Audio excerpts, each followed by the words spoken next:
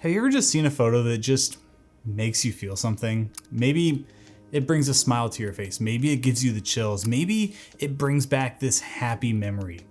That's the power of emotion in our photos. And today I'm going to talk to you about how you can capture and create emotion in your photography. Hey everybody, welcome to the channel. My name is Zach. I'm a photographer and videographer, but more important than that, I'm a husband and a father. And I love taking photos that invoke emotion, photos that make you feel something inside. And it's such a fun thing to capture those, but there's also a really creative way to make sure we create those images as well. And so that's what I want to talk to you today about. So let's jump into it. So why does it even matter that we capture emotions in our photos? Well, emotions are one of those things that just makes a photo stick. When there's emotion in a photo, it speaks to people. Whether it's people who know the person in the photo, know the subject, know the space, or whether it's a complete unknown. Something about the emotion draws us in, it speaks to us, it makes us feel something. It just connects us to the image, whether again, you know the subject or not. But think about those images that you love, the images that are special to you. My guess is there's some sort of emotion in there that is connecting you to that image. Photos can create a multitude of different emotions, right? You can have happiness in your photos, right? When you've got this warm feeling that just comes from it, there's laughter, there's smile, there's vibrant colors. There can also be sadness in your photos, right? You've got cooler colors, muted colors, there's solitary objects or rain or long shadows, right? These can all be things that invoke sadness in your photos. There can be nostalgia. This is one of my favorites where there's, soft focus, film-like grain, vintage color tones, meaningful locations. And then there's love and intimacy, right? This can be between you and your significant other, but it can also be between family members, right? And it's close framing, it's warm tones, it's a physical connection. And then there's also excitement and energy, right? Dynamic photos, dynamic movement, bright colors, wide smiles, high contrast. These things can make a photo feel exciting. And then on the other side, there's peace and serenity, soft light, calming compositions, cool or pastel tones, and open spaces. And then there's mystery and intrigue, where you've got high contrast and deep shadows and unusual angles or hidden subjects, things like that just spark a little bit of unknown in your photo. And then triumph and pride, where use strong body language, warm dramatic lighting, maybe even touches of fog or smoke. All of these emotions are important in our photos, and they really help your photos come to life and connect with your viewers. And I think there's two ways that we can get emotion in our photos. And the first is to capture it, right? There's the natural emotion that you're just able to easily capture. And then there's kind of that manufactured emotion that you create with your edit or with your framing or whatever it might be. But let's talk about the natural emotion first.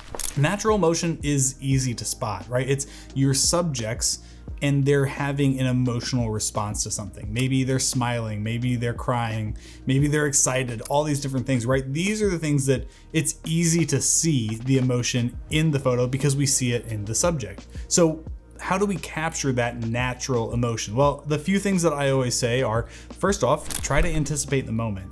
If you think that someone might have a emotional reaction to something, be ready to capture it, right? I think about when my wife and I are filming wedding days, we always are prepared for the certain emotional moments of the day, and we're always looking to capture that emotion. We're already aware of it. I think about this photo of my friend Sarah on her birthday. I knew that she was going to be smiling when we all sang happy birthday to her, and so I wanted to capture that. Sometimes capturing emotion can just be as simple as anticipating. Next is shoot candidly. Staging photos can be great, but sometimes staged photos, it manufactures emotions in not the best way, right?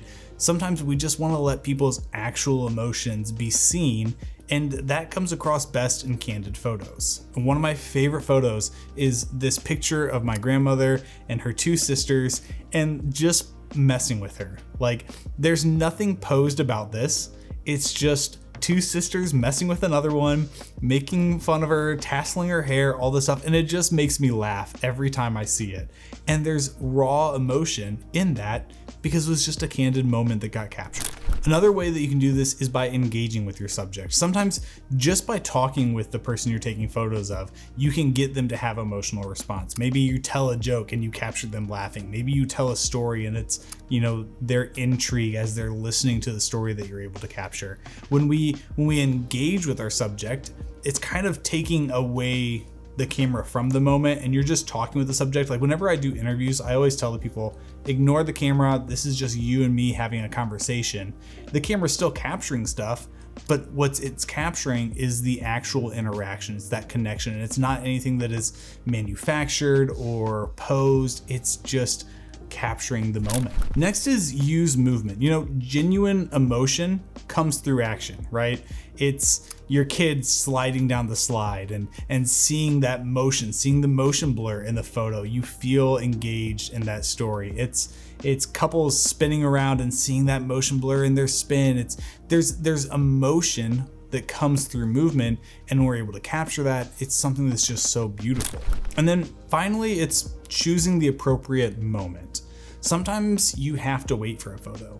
Sometimes you can't force it, right? Street photographers know this really well. I've heard of street photographers sitting in a single spot ready to take a single photo for 10, 15, 20 minutes to wait for that perfect person to walk into their frame. So sometimes it takes patience. Sometimes it takes being quick and ready with your camera.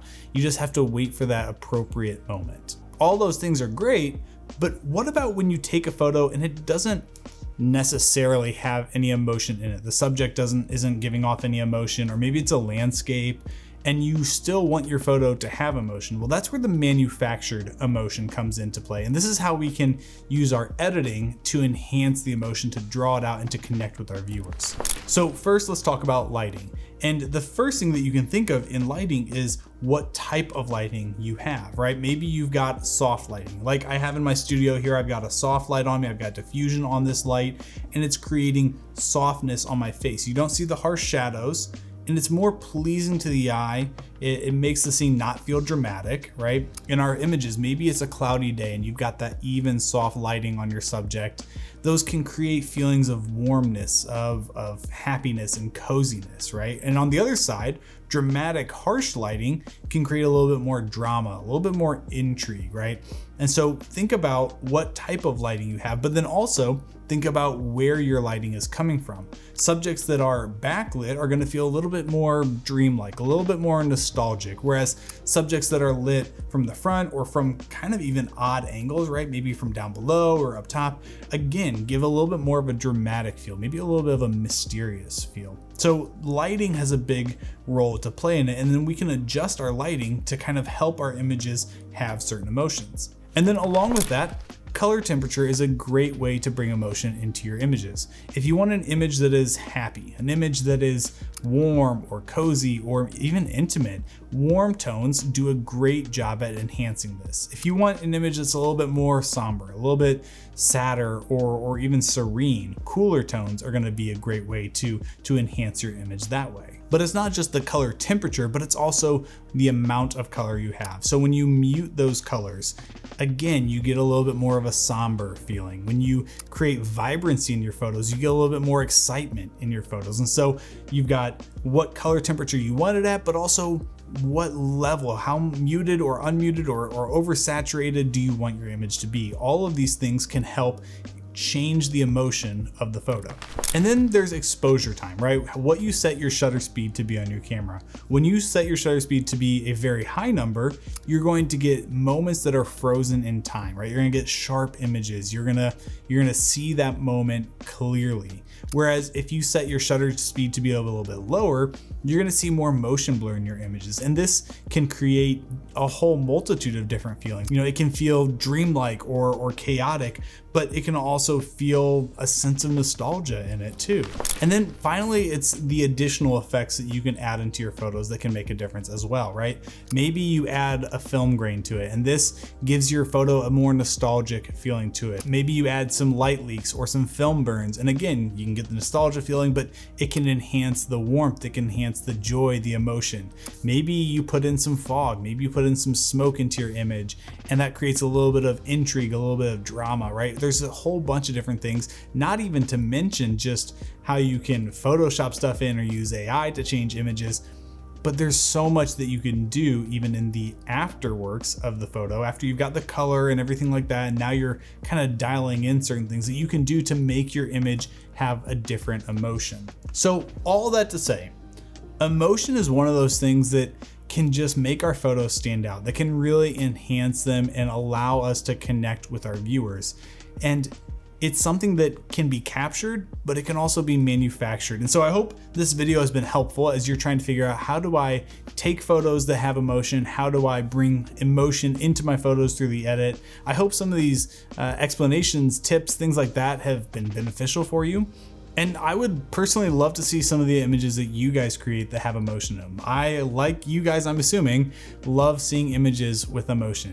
There's something about it, like I said. And so, you know, if you follow me on social media, send me one of your favorite photos that has emotion in it. I would love to be impacted by that photo as well. If you like this video, please hit that like button, subscribe if you're not already, and I'll see you in the next video.